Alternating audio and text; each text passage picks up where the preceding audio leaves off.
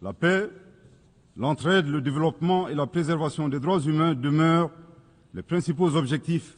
voire la raison d'être des Nations Unies. Hélas, ces objectifs essentiels n'ont jamais été autant ébranlés dans le monde et au Sahel précisément, du fait essentiellement des groupes armés obscurantistes, instrumentalisés et soutenus par des sponsors étatiques étrangers. Les États membres de la Confédération des États du Sahel sont à l'avant-garde de la lutte contre le terrorisme qui constitue à la fois une menace réelle à la paix et à la sécurité internationale, mais aussi et surtout une atteinte grave au fondement même de nos États. Sous l'impulsion de nos chefs d'État, les forces de défense et de sécurité des 3 pays de la Confédération AES travaillent étroitement dans un élan de collaboration et de complémentarité sans précédent et sont portés par un engagement commun et une mutualisation des efforts pour endiguer le fléau du terrorisme. Cette nouvelle dynamique, articulée autour du renforcement des capacités opérationnelles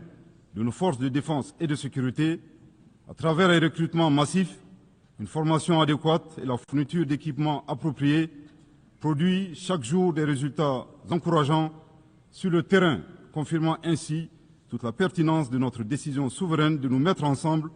pour combattre nos ennemis communs. À la différence de certains États qui ont ouvert des couloirs de passage sur leur territoire aux terroristes, en vue d'attaquer d'autres pays ou d'offrir leur territoire comme base arrière, les pères fondateurs de l'AES, par engagement panafricaniste et dans le souci de préserver les intérêts de leur population,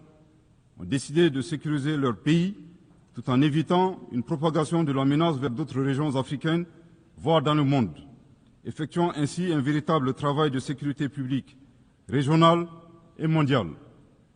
Il ne fait l'ombre d'aucun doute que par leur sacrifice, les vaillantes forces de défense et de sécurité de l'AES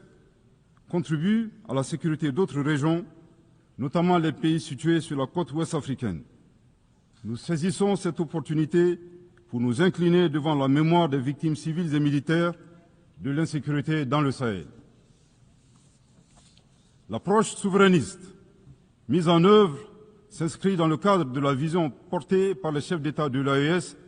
dédiée à la sécurité de nos États, suite au retrait des forces internationales. Défiant tous les pronostics et loin de se saborder, nos pays ont fait preuve d'ingéniosité